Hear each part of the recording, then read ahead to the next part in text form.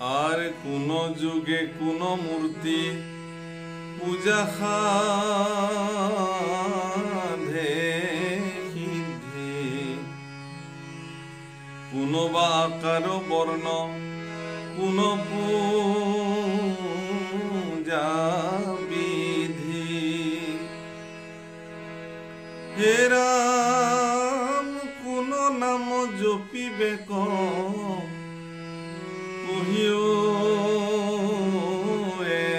একান্ত ও দিলা হেন শুনি কৰ ভাজনে সিদ্ধান্ত।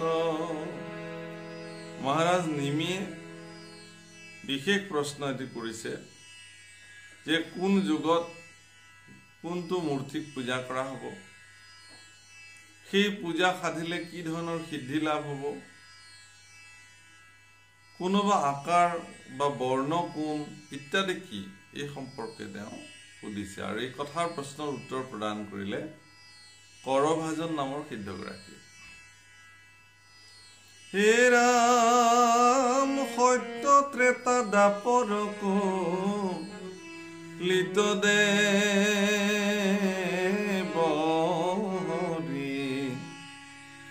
অৱতাৰ হুন্ত ভিন্ন ভিন্ন ৰূপ ধৰি। হে ৰাম নানা বৰ্ণ ভৈলা নানা নানা ৰূপ তাৰ আছিল পূজাৰ বিধি বিবিধ প্ৰকাৰ। হে ৰাম শুনি উক ৰাজা জীৱা যুগৰ বিধান আৰ সত্য শুক্ল মূৰ্তি বা কলি পৰিধান।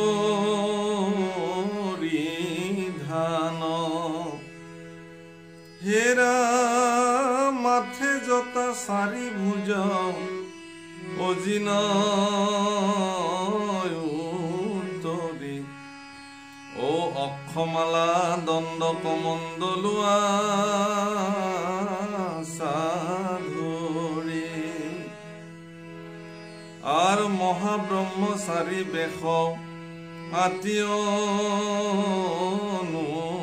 পাম ও শিকালৰ লোক শান্ত নিৰ্বৈৰ পৰম।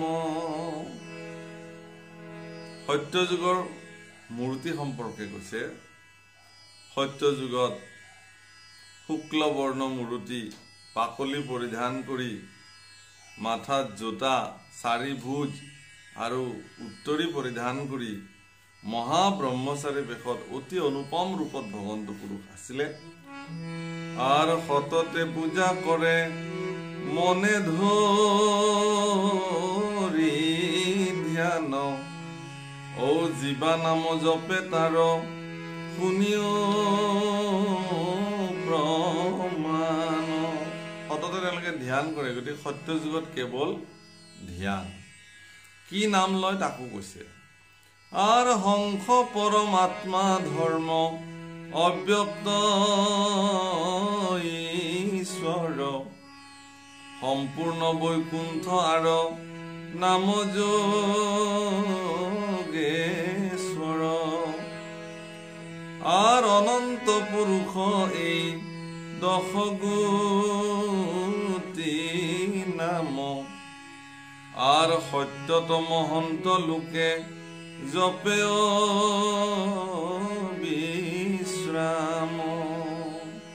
হংস পরমাত্মা ধর্ম অব্যক্ত ঈশ্বর সম্পূর্ণ বৈকুণ্ঠ যোগেশ্বৰ প্ৰমুখে এই অনন্ত প্ৰমুখে এই 10 কোটি নাম সেই সময়ত লোকসকলে জপ কৰিছিল। হে ৰাম ত্ৰেতা তৰা তুল বৰ্ণ দেখন্তে সুবেশ যজ্ঞ মূৰ্তি মাথাত পিঙ্গল বৰ্ণ কেশ। হে ৰাম সাৰি সাৰি ভুজবি তুপন শ্ৰুশ্ৰুষয় আদি চিহ্ন কৰন্ত ধাৰণ আৰ শিকালত লোক হব ধৰ্মস্থ পৰম হবে ব্ৰহ্মবাদী নাহি ও মায়াৰ বিক্ৰম। আৰু তাৰ পিছৰ যুগত ত্ৰেতাত ভগৱানৰ ৰূপ শুক্ল বৰ্ণৰ পৰা ৰাতুল বৰ্ণ হল, মাথাত পিংগল বৰ্ণৰ কেশ, চাৰি ভুজ, বিতুপন শৰীৰ আৰু শ্ৰুশ্ৰুষ আদি অৰ্থাৎ যজ্ঞৰ যিবিলাক মানে আহিলা চিহ্ন আদি তেওঁ ধাৰণ কৰিছে। আৰু সেই সময়ত লোকসকল পৰম ধৰ্মিষ্ঠ আছিলে আৰু তেওঁলোক ব্ৰহ্মবাদী আছিলে আৰু তেওঁলোকৰ শৰীৰত কোনো ধৰণৰ মায়াৰ বিক্ৰম নাছিলে। হে ৰাম বেদুক্ত কৰ্মেষে লোক হৰিক পূজয় পৰম ঈশ্বৰতেহে সৰ্বদেৱময়।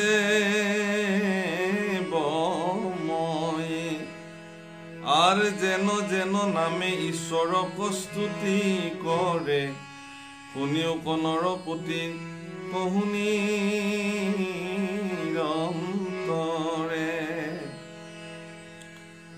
আৰ কৃষ্ণি গৰ্ভ সৰ্বদেবময় বিষ্ণু যজ্ঞ উৰুক্ৰম উৰুগায় বৃষাক বিসগ্গ ও জয়ন্ত সহিতে এহি অষ্টগুটি নাম ও ত্ৰেতা যুগে লোক হবে জপে বিশ্ৰাম। গতিকে ত্ৰেতাৰ যুগত 8টা নাম তেওঁলোকে জপ কৰিছিলে ভগৱন্তৰ পুৰুষৰ। সত্যত যিৰকম 10 কোটি নাম আছিলে, ত্ৰেতাত 8টা নামৰ বৰ্ণন কৰিছে। কৃষ্ণি গৰ্ভ সৰ্বদেৱময় বিষ্ণু যজ্ঞ উৰুক্ৰম উৰুগায় বৃষকপি সগ্গ জয়ন্ত সহিতে এই অষ্টকোটি নাম। আৰু তেওঁলোকে অবিশ্ৰামভাৱে ত্ৰেতাৰ যুগৰ লোকসকলে এই 8টা নাম তেওঁলোকে জপ কৰিছিলে। এৰামি হাত ত্ৰেতাৰ লোকে সাধে মহাসিদ্ধি দাপৰ যুগৰ আৱে শুনা যে নবিধি আৰ দাপৰে ঈশ্বৰ মূৰ্তি আত্মীয় পাম অত শিকুসুম সম সুকুমাৰ শ্যাম ৰাম শ্ৰীবৎস কৌস্তুভ হেম হাৰস্থলে পদ্মচক্ৰ চিহ্ন জলে চাৰুকৰ তলে। আৰু আহি আহি দাপৰ যুগত ভগৱন্তৰ শৰীৰৰ ৰূপ শ্যাম বৰণীয়া হ'ল। অত্যন্ত সুকুমাৰ শ্যাম বৰ্ণ কুসুম তুলসীৰ নিচিনাকে শৰীৰৰ অনুপম ৰূপ জ্যোতি। দাপৰ যুগত এই মূৰ্তি ভক্তসকলে অৰ্চন কৰিছিলে, পূজা কৰিছিলে। শ্ৰীবৎস আছিলে, কৌস্তভ মুনি আছিলে, হেমহাৰ আদি কৰি উৰুস্থলত বা পদ্মচক্ৰ চিহ্ন ইত্যাদি সমস্ত শৰীৰত বিদ্যমান হৈ আছিলে। হে ৰাম মহাৰাজ বিভূতি মস্ত অংগে আছে ঔ দণ্ড ছত্ৰ চামৰে যোগাৱে আগে পাছে। এগৰাকী পৰাক্ৰমী ৰজাৰ যি ধৰণৰ ব্যৱস্থা, যি ধৰণে তেওঁ পৰিচালিত হয় বা যি ধৰণে তেওঁ জীৱন নিৰ্বাহ কৰে, সমস্তখিনি যেন দাপৰ যুগৰ ভগৱন্ত পুৰুষৰ চৰিত্ৰত প্ৰকাশিত হৈছিলে। দণ্ড ছত্ৰ চামৰ বাদ্য ভণ্ডে তেওঁ ফুৰিছিলে বা থাকিছিলে। সম্পূৰ্ণ এগৰাকী চক্ৰৱৰ্তী পৰম পৰাক্ৰমী ৰজাৰ নিচিনাকে ভগৱন্ত পুৰুষে দাপৰ যুগত বিৰাজমান আছিলে। হে ৰাম ঈশ্বৰক জানো বুলি ও যত মহাজন শুনা যেন মতে কৰে শ্ৰৱণ কীৰ্তন আৰ নমো বাসুদেৱ নমো নমো শংকৰ্ষণ প্ৰদ্যুন্ন পুৰুষ অনিৰুদ্ধ ভগৱান আর সর্বভূত আত্মা নমো নমো মহাত্মন বিশ্ব বিশ্বেশ্বর নমো ঋষিনারায়ণ আর এহি 12 নামে দাপরত পূজা করে পুনাতন্ত্র বিধিক কলিরয়াত পরে দাপর যুগত প্রদ্যুন্ম পুরুষ নমো বসুদেৱ নমো শংকৰ্ষণ অনিৰুদ্ধ ভগৱান সৰ্বভূত আত্মা নমো মহাত্মন বিশ্ব বিশ্বেশ্বৰ ঋষি নাৰায়ণ প্ৰমুখে এই 12 নামেৰে দাপৰ যুগত ভগৱন্ত পুৰুষক পূজা কৰা হৈছিল। এতিয়া কলিত ইয়াৰ তান্ত্ৰিক ব্যৱস্থা কি সেই সম্পৰ্কে বৰ্ণনা কৰিম। আৰ কলিত প্ৰধান জানা কৃষ্ণয় অবতার ও বেদতয় অধিক তন্ত্র মন্ত্র হুয়েসার হে রাম কলিত কৃষ্ণর মূর্তি দেখন্তে নির্মল ও যেন ইন্দ্র নীলরত্ন পরম জল আর কঙ্কনে কেউরে রঞ্জে ভুজসয় সদা ও ধরি আসা হাতে শঙ্খ চক্র পদ্ম গদা শ্রীবৎস কৌস্তুভ শুভেহার হৃদয়ত পীতবস্ত্র শোভে যেন বিজুলি মেঘত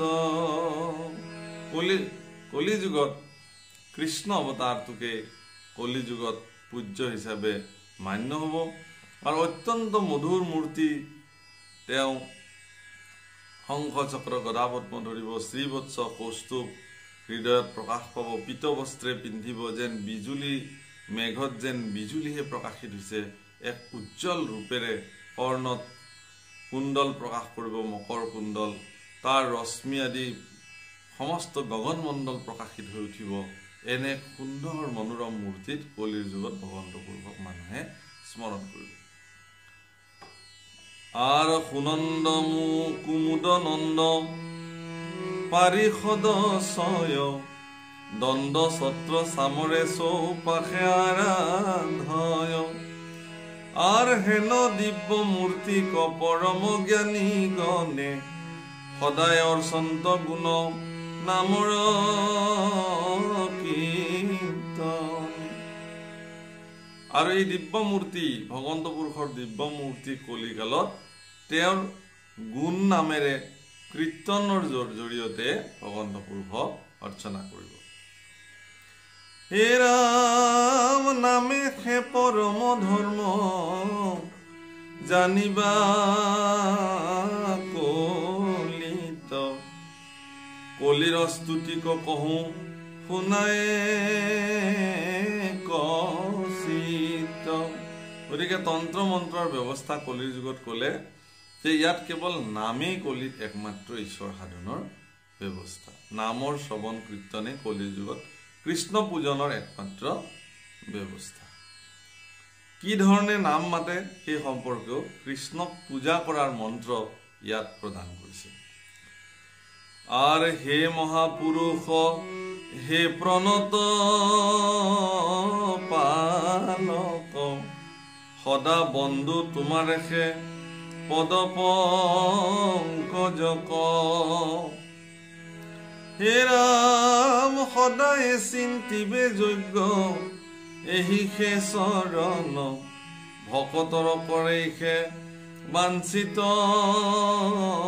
পূৰণ আৰু ভৱ পৰা ভৱক এহিষে কৰে ক্ষয় পৰম পবিত্ৰ ইষে তীৰ্থৰ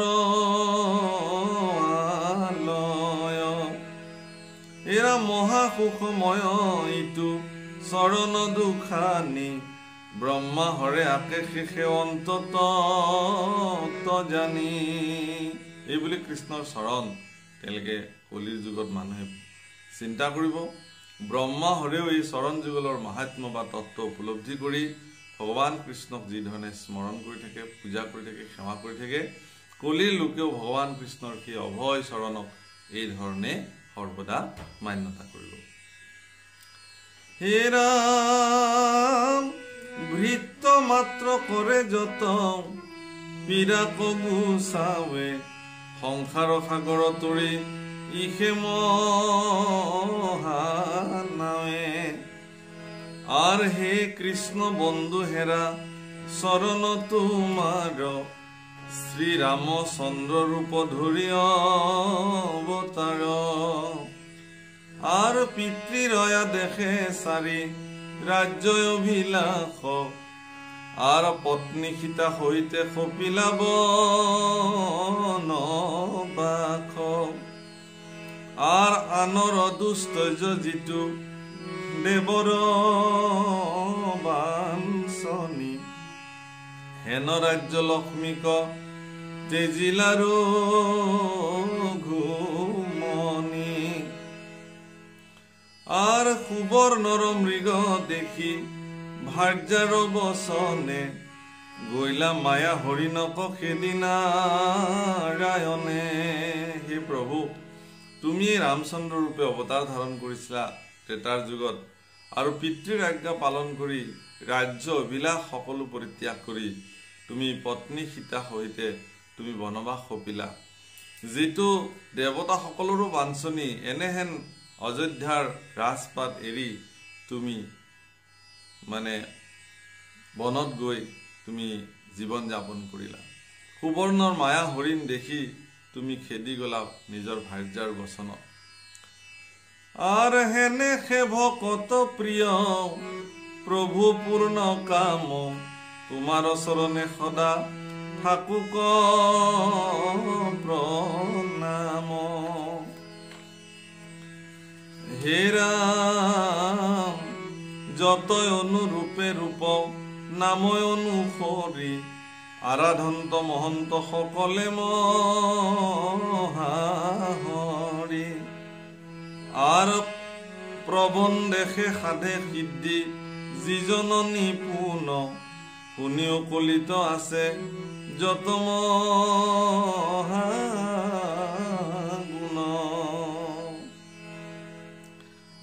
গতিকে যিসকল মহন্ত সকলে ঈশ্বৰক আৰাধনা কৰি কলিকালত সিদ্ধি লাভ কৰিব প্ৰবন্ধে সাধে তেওঁলোকে ঈশ্বৰ সাধন কৰিবৰ কাৰণে কলিৰ যুগত এক প্ৰবন্ধৰ প্ৰয়োজন আছে এক ব্যৱস্থাপনাৰ প্ৰয়োজন আছে আৰু সন্তসকলে সৰ্বদা সেই ব্যৱস্থাপনাৰ জৰিয়তে ভগৱন্ত পুৰুষক তেওঁলোকে চিন্তা কৰি সিদ্ধি লাভ কৰে গতিকে কলিত যিটো মহা গুণ আছে সেই গুণসমূহ ইয়াতে বৰ্ণনা কৰিছে গতিকে কলিৰ কি বিশিষ্ট গুণ আছে সেই গুণ সম্পৰ্কে আমি আমাৰ পৰৱৰ্তী ভিডিঅ'ত বৰ্ণনা কৰিম গতিকে এইখিনি অত্যন্ত গুৰুত্বপূৰ্ণ কথা গতিকে এই সম্পৰ্কে বৰ্ণনা কৰিবলৈ যাম আমাৰ এইখিনিতে বাসকললৈকে এটি বিশেষ নিবেদন কৰি থওঁ আমি যে আমাৰ নিমি নৱসিদ্ধ সংবাদ প্ৰায় শেষ হৈ আহিছে আৰু হয়তো